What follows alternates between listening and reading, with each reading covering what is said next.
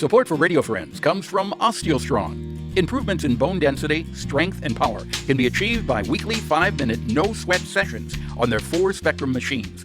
These isometric robotic machines safely emulate high-impact loading on different parts of the skeletal system, which stimulates activity in bone-building cells. Balance and agility can be improved by 2-minute sessions on vibration plates. Every session is supervised by a trained coach. Learn more on Facebook or call to set up a complimentary wellness assessment and session. Good morning and welcome to Radio Friends on Thursday, September the 9th. Lois Long is with us as we continue our discussions about dementia and Alzheimer's. Welcome, Lois. Thank you, Paul. What do you want to deal with today? Well, I help facilitate a caregiver support group for persons with dementia, whether it's Alzheimer's or Parkinson's type dementia or vascular dementia after a stroke in Fulton. And I want to talk about the things that we have learned together today. So with that in mind, just in general, all of us see the life changes in people who have dementia. Dementia and Alzheimer's itself can last 2 to 20 years. So it's hardly noticeable what's going on when a person starts having memory loss.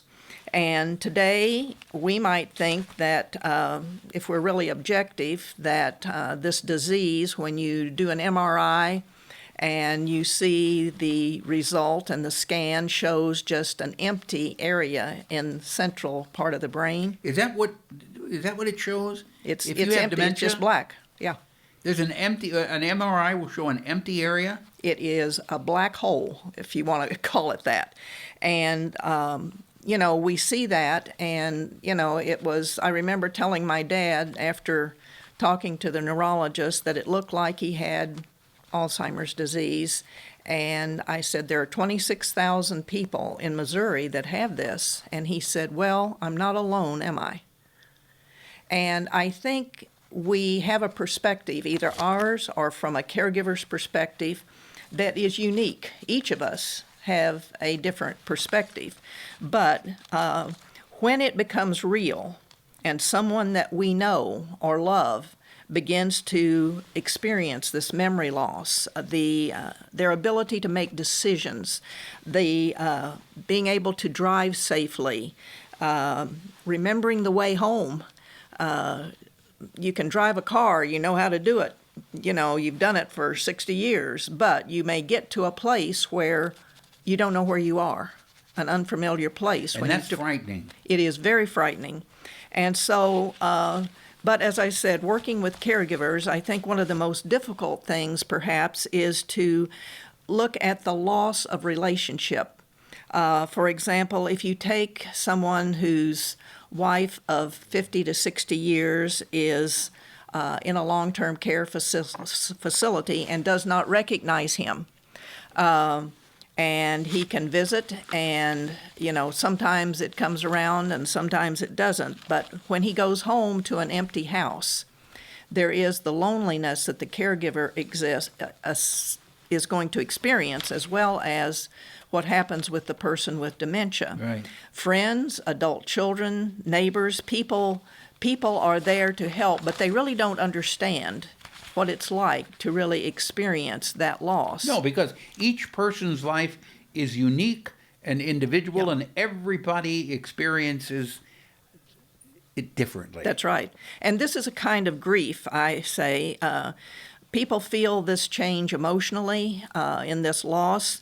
And so in working with other caregivers, I have come to believe that the best thing we can do to help is to be patient, to listen to one another, listen to the caregiver, don't try to fix it. Listen to the person with dementia, even though you've heard the story 100 times, because the area of the brain that is affected by the kind of dementia you have affects short-term memory. You don't remember where you put your keys, but long-term memory is more likely going to stay intact. You may remember well things that happened in childhood or other periods of your life, but what you had for breakfast, or if you ate breakfast, is not going to be something that a person with dementia can remember. So when we meet and we listen to each other, we share the experiences from different kinds of dementia. Because in a caregiver support group, there are folks who have dealt with Alzheimer's, they've dealt with the vascular dementia, all different things, and we share resources like I do on this program from the Alzheimer's Association that allow you to find out what's out there that can be of help. But when you're down in the middle of it and dealing with, say, a spouse, it's hard to do that. Oh, it's a totally different situation. If people want more information or they're looking for some help or assistance, what's the phone number to go to? The 24/7 helpline to talk with a consultant that looks at your own situation and is 1-800-272-3900. But also, by calling that number, you can find the resources in your community. And if you go online to alz.org, that will get you a connection to what's called Resource Finder. Okay. And if you click that, you can find the zip code for your community and contact for the caregiver support group. Got it. Now, I don't want you to go until you read your poem, because this has become a tradition now. All you write right. a poem for each segment you do. Go ahead, Lois. I've titled it Undisclosed. Okay. Society flows with surface reflections. Glances are intermittent, and a moment passes. My glance is mine, no duplicate exists, as all is fluid and never returns.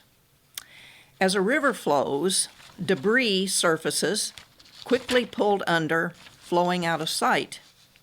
The undercurrent is invisible, undetectable from above, and this impacts relationships. Diluted traditions as people merge are unclear below the surface. They spread separately and lost links to the past. But it is a subtle process, unrecognized later, the roots untraceable, and the source obscured. Very good. You know, you are, besides an advocate for caregivers, you ought to publish some of your poems. Thank you. They're really very good. I appreciate it. And I always look forward to that. So again, Lois, I thank you so much for coming and visiting and sharing the information that you have. There are people out there who may be listening who are just about to embark on this journey. And it is a journey. Again, if you want more information or if you need help, the 800 number is 1-800-272-3900. Okay, 800-272-3900. Thank you so much, Lois Long, for coming by. Thank you. And I thank you for listening today. Bye-bye.